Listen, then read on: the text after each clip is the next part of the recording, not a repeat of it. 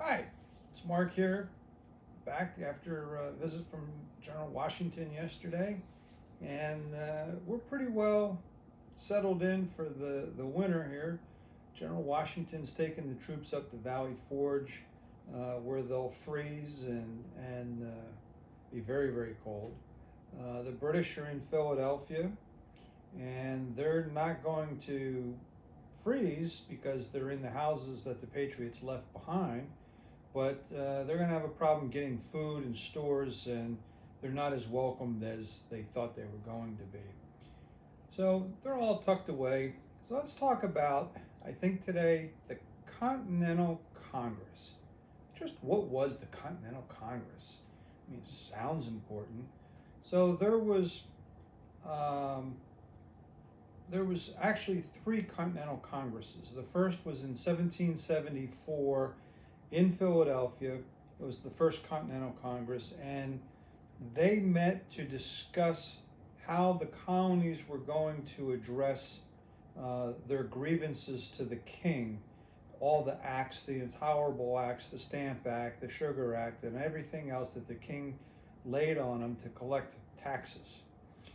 The one thing that they did do is they wrote a letter to the king saying, please, we got to work this out. And they were smart enough to say, we're going to have another Continental Congress in May of 1775. That's when we're going to meet again, see what the king does with our letter, of which the king didn't do anything with the letter. He just ignored it. So the Second Continental Congress, which was the most active and probably the one we know the most about, they met from May of 1775 until April of 1781, a little over 6 years. And when they first met in May of 1775, it was only 12 colonies. Georgia didn't send any delegates. They weren't really sure they wanted to go up against the king. And they didn't have a real gripe about it. They came on board in July of 1775, and right after the battles of Bunker Hill. And so, excuse me. So the Congress, they met in Philadelphia, they met in Baltimore, they met in York. They moved around because the British kept chasing them around, but mostly they were in Philadelphia. So they were divided. There was conservatives and there was radicals. And you had your conservatives were the gentlemen that wanted to stay loyal to the king. And then you had your radicals like John Adams, who wanted independence, and Sam Adams, they wanted independence. And so they weren't political parties, they were just divided on what their stance was towards loyalty to the king. So they in July they sent a olive branch pact, and it was a letter to the king, just saying, look, we want to remain loyal. We want you to address some of these taxes. This was after the Battle of Bunker Hill, and the king refused to even look at the letter. And that kind of sent the message to the colonies that, okay, we're at war. And so they took upon themselves to become the government of the colonies, and they kind of represented the unity of all 13 colonies. And so what they did, and this Continental Congress wasn't just a small group of guys. Over the period of 6 years, they had over 275 members, because some were representatives and they would leave and replacements would come in. So you had a big number of people. Probably the biggest ad from the first Continental was you had Benjamin Franklin, John Hancock, and they elected this guy Randolph as president of the Second Continental Congress. And it wasn't but 2 or 3 weeks later, he got called back to Virginia. He was from Virginia. And so in his place, they sent a guy by the name of Thomas Jefferson. Hancock becomes the president. Thomas Jefferson steps in, Can you imagine? This man crafted the Declaration of Independence. If he had never come, we don't know what we would have had. It was an amazing stroke of luck on our part. So they basically did. They ran the country, represented the country in the world affairs.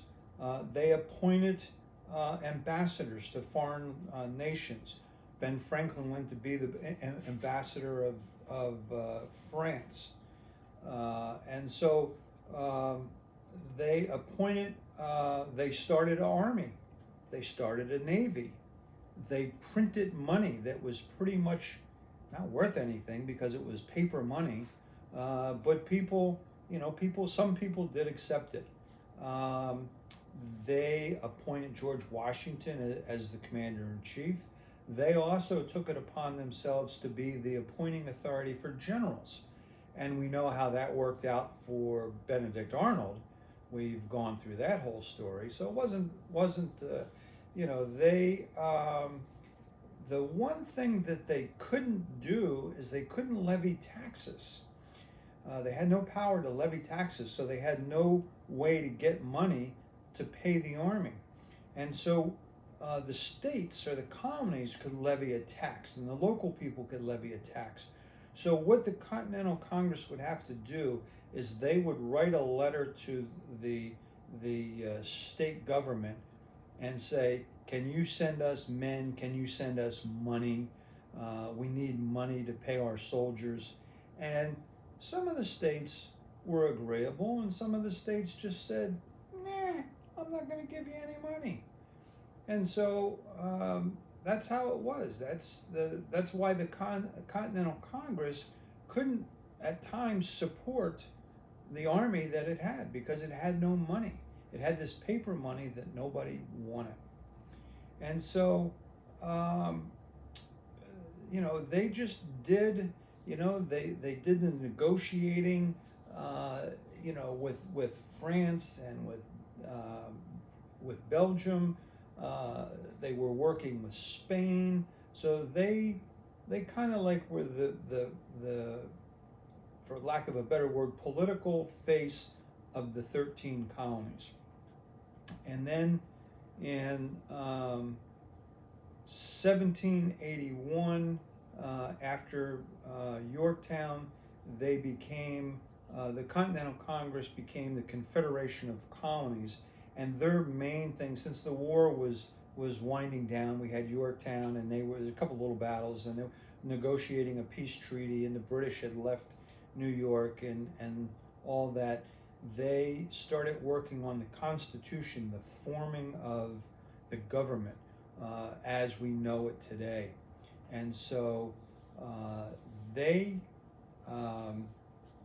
was pretty significant. The second was very significant. The third Confederation of Colonies did a magnificent job in structuring our government the way that it is.